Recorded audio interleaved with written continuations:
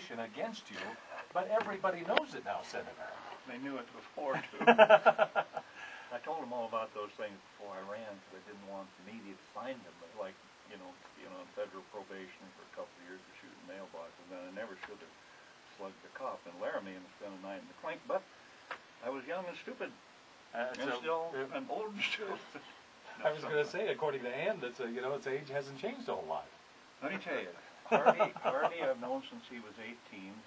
He knows me better than anyone, probably outside my family, and dear Becky, and he put it all in there. He said, I'm going to do the good and the bad. I said, well, you do it. And he had no editorial comment from me. There was one anecdote I lifted from it. He mentioned a colleague's name in the Senate and gave him appropriate ridicule.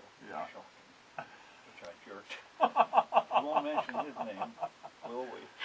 Oh, my. As far as the book goes, Senator, are you happy with the way it turned out? I mean, is this everything you had anticipated, everything that you would like to see in print about your life? It is. People had called and began to call and said, we do biography and we'd like to do a book on you. And I didn't even know them. I called Don and he was traveling the continents on their ship with that. But I read it thoroughly as a proofreader. And then I picked up some stuff. I'm very picky. Then I read it as a reader.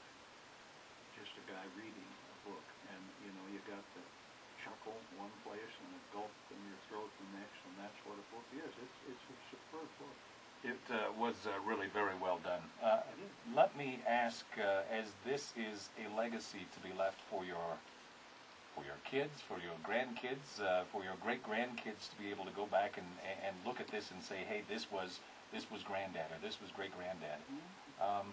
Anything that you're worried about them seeing, or anything that you're worried about them reading about you? No, because when they went to Cody schools, they came home and said, Dad, did you do this?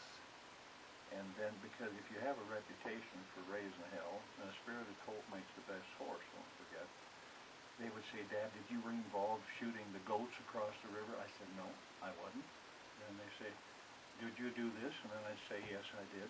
We never heard anything. We were destructive and monstrous. But they had heard all that because Cody's a small town. And whenever they'd say, did you do this? I'd say, I did. I'm very sorry I did that.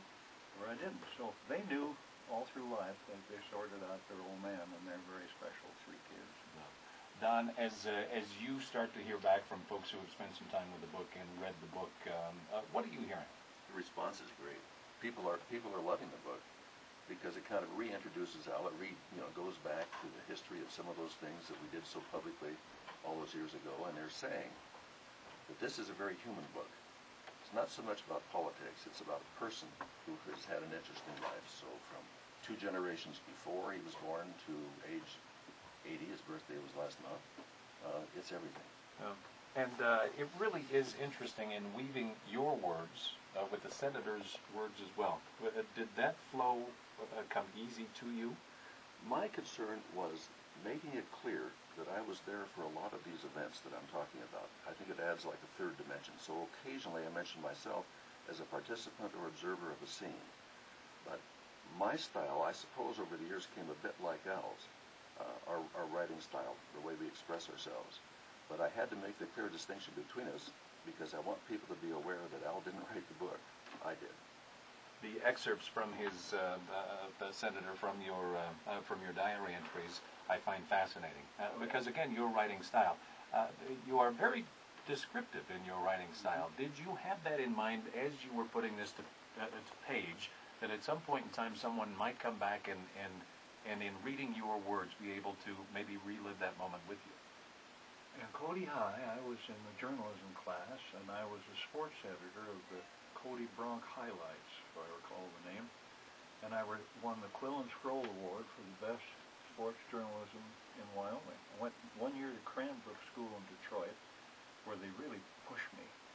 And they said, you have to write better than that. I said, well, I won the Quill and Scroll Award, and the professor said, show it to me. I want to see it for myself. I thought, boy, this is a bad place to be. And then at the University of Wyoming, they threw me into remedial English because I couldn't diagram a sentence. It was like dyslexia. I write in hyphens and I speak in hyphens. So in my descriptions of things, it comes from a lyrical class of English at the university, study of Shakespeare from Mrs. Thompson and Cody High. And when you get involved in Shakespeare, if you can't express yourself, you're lost in the swamp. But it all comes from taking it out of your head through the tip of your finger into the paper. Well, and it really is a wonderful description. As again, as I made my way through the book, I had the opportunity to live some of these moments with you. You did indeed. Including the sobbing over a newly born grandchild, as I've done the same, and it's just it really is a very human book. And thank you very much for opening yourself up for this. But at the same time, you have laid your soul bare here for Don and then for the rest of us to see. Talking a little bit about, let's step back in time and talk a little bit about your time in the Army and the depression in your time in the Army. It really took a kick in the pants from Ann to get you going, didn't it? I was in the Slough of Despond, and of course people knew me, and well, Al's a lot of fun. Hell, he's full of jokes, and he's there at the university, and married a beautiful gal, still beautiful, and go to the Army is the first time in my life I couldn't get away with anything. I couldn't BS my way out. I was called Alibi Al in high school. I could always fake somebody out, especially principals of school systems. They're easy to fake. They say, "You're never going to do that again, are you?" I say, "I promise you, cross my heart," and then you walk out and think, "Man, they got away with that." Anyway, enough of that. Got over there, and they gave me an assignment I was not prepared for. They found I'd had a year of law school, and they made me assistant adjutant of a regiment, the 10th Infantry Regiment of the 5th Division. A desk job. I mean, I started smoking 3 packs a day. I was drinking a case of suds every 2 or 3 days. German beer, hell was a mark for a case. And I just began to slip into real depression. And Ann saw it. I began to sleep on Saturday afternoons when she'd say, "This is Augsburg. This is the crossroads of the world. This is history." And I don't feel like it. Smoke a cigarette. Had one going in the kitchen, one in the bed. I said, "Whose cigarette is that?" She said, "You're smoking 2 at once." And so then I just thought I was having a heart attack and went to the 11th Field Hospital and laid there for 30 days. I said, "You got to treat me. I've got ulcers and heartburn." And this doctor, I wish I could find his name. I thought he was a barbarian at the time. He said, "There's nothing wrong with you. You're just filled with anxiety and your feet sweat, so quit feeling sorry for yourself." God, I thought, I got to get out of here. And I just, I thought of pulling the black sheet over my head, and Ann finally said, "I'm not your mother. I love you, but I'm not your mother, and she's 8,000 miles away, and she's not here to hold your fevered brow, and you're 26 years old now, so grow up." I thought, well, I ought to dump her. She was the best thing in my life, and it is, and sure. Well, ever shall be, but it was there, and I think you should tell. But I really believe, and I believe this strongly, that anyone living hadn't had an ethereal, quick thought of suicide and rejected it totally. But somewhere it just went like a flicker across the back of their eye of their mind. And if they all knew that, the world would be a better place. Because anytime you think you've had a feeling that nobody else in the world has ever had, you're lying to yourself, and you're a child. Well, and again, in sharing stories like that, you certainly do help out others, and again, that adds to the very human element of this book. The stories told, and Don, let's go back to some of this again. As you were a second-party observer to many of these, so many wonderful stories, and we talked about this the other day in the relationships that the senator had. We sometimes forget the relationships he had with Mikhail Gorbachev, with George Bush, with Richard Nixon, with these leaders, and through these stories, we really get an opportunity again to remind ourselves, hey, there's a pretty special guy sitting to your left. Well, that goes a lot of that back to the diaries. It was an amazing thing to pick those things up. who's ever read them after Al created them. 6,000 pages, 19 binders. And I had a little chat with David McCullough, the historian, and he said, this is valuable stuff because Al put this down as it happened. A lot of times people will write a memoir, and you know, memory fades a little bit after a decade or two. These are direct quotes from the White House, from Gorbachev, things that they said in meetings that no one else would ever know. And they add a certain dimension when you're describing a relationship or a scene or a political or personal event to have it put down at the time. So it grew to 19 binders and over 2 million words. It took 5 months for me just to highlight. Then the problem was boiling it down from 1,000 pages to the length that the publisher would accept. But you're right. The real value of a book like this comes if you have access to exactly what happened and you have confidence that what you're writing is true. Now, with that in mind, Senator, as you sat down You call me Al, you used to back in the old days. as you sit and look at this book and read through this book, did you find anything that you had forgotten about? I mean, were there things here that you thought, you scratch your head and say, wow, that did happen, didn't it? I had never looked at the diary. It's single space. It wasn't in a computer. I suppose you got it into some form like that, as a wizard here. But I'm never going to read it because I don't want to dig into it, and I'm sure that there are things that I wish I had not said, although Don says there is something like that. And someday the University of Wyoming will paw through it. But no, I don't think there was any. There was some detail that I missed, but I never missed an event of visiting with Nixon or many times with George I. I mean, he was a dear friend since 1962 when I met him.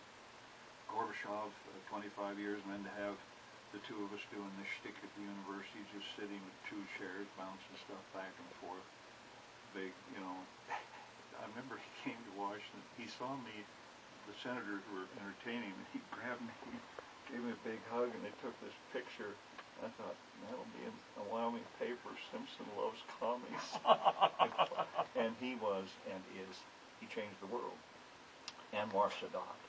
How can you ever forget the whole afternoon with Anwar Sadat in the barrages, which is his palace on the Nile, and his beautiful wife. I'll never forget the power of the man. He just charisma. He just exuded virility and charisma.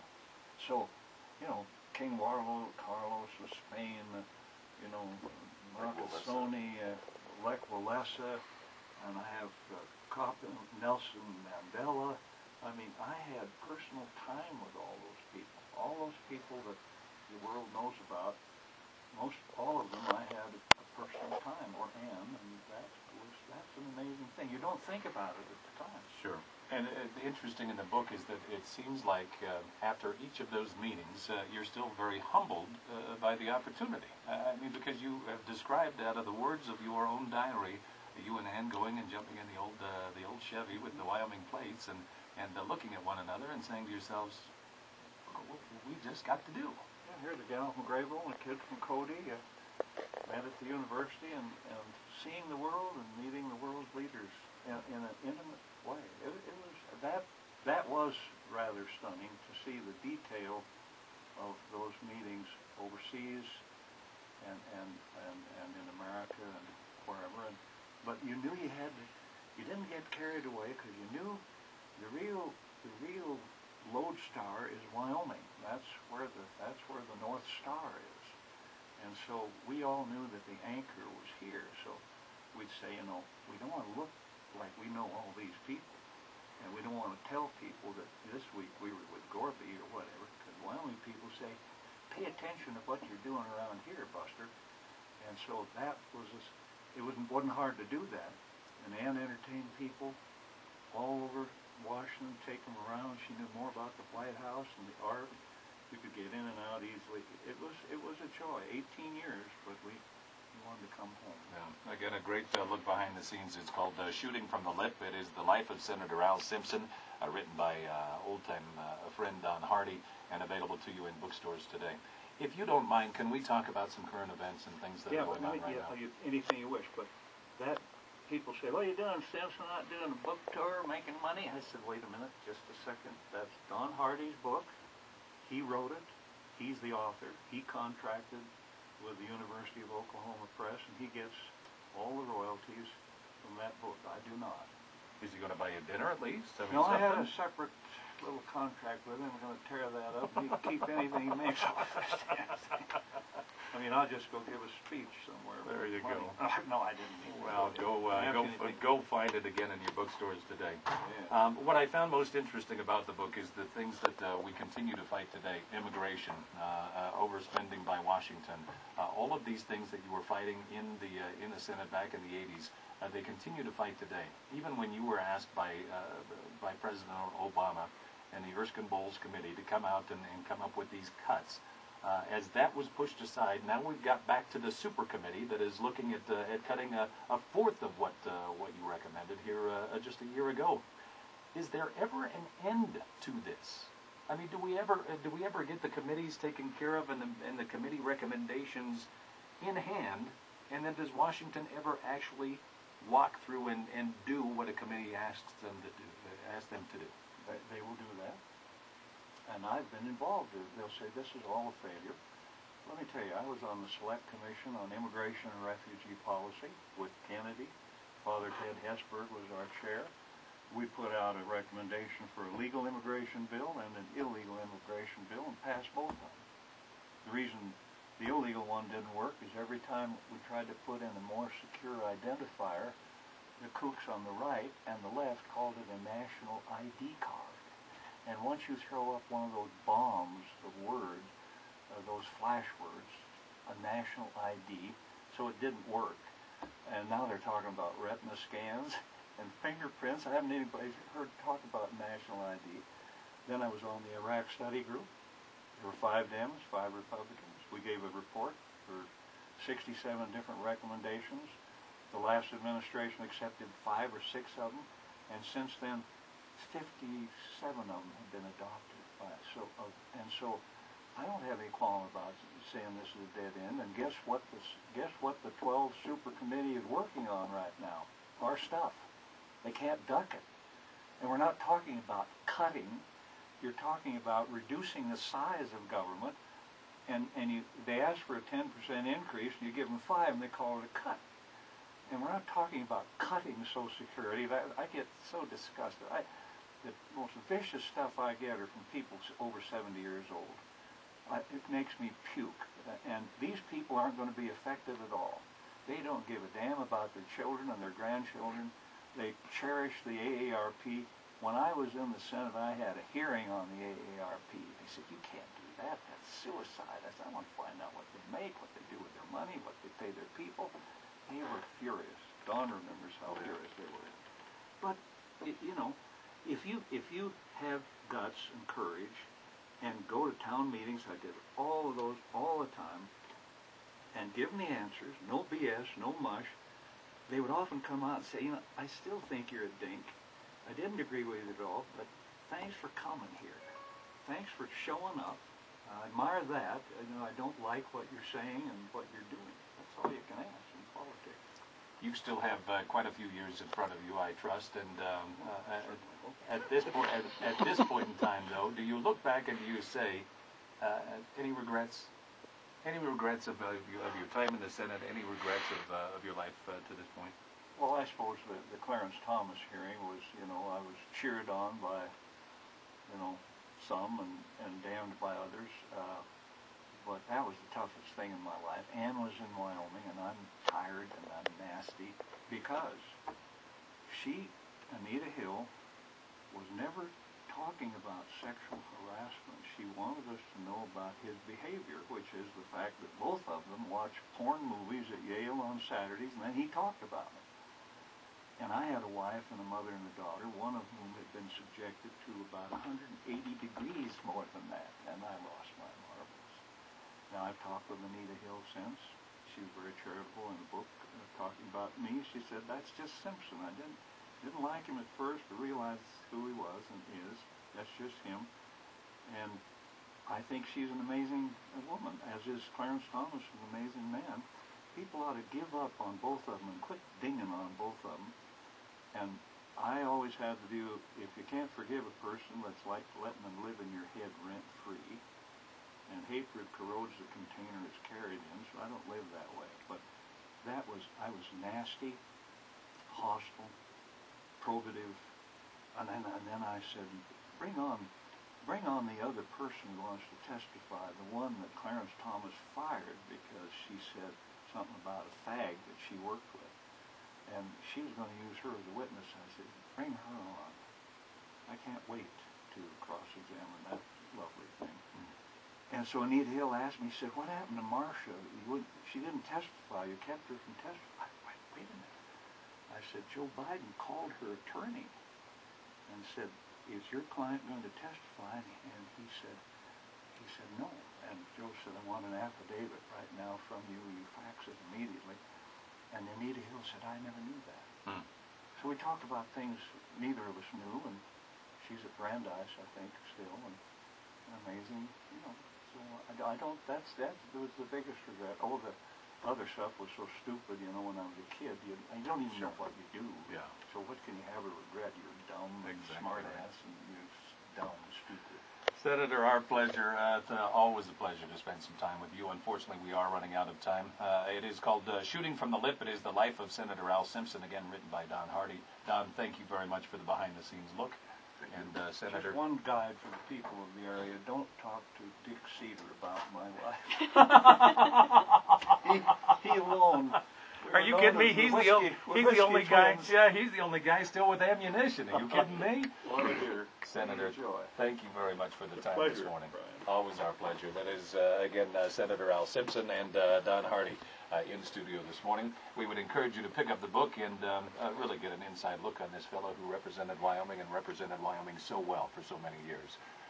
It is under a partly cloudy sky, a bit of a breeze with it this morning, 38 degrees now downtown. Keep in mind some dense fog still in some low-lying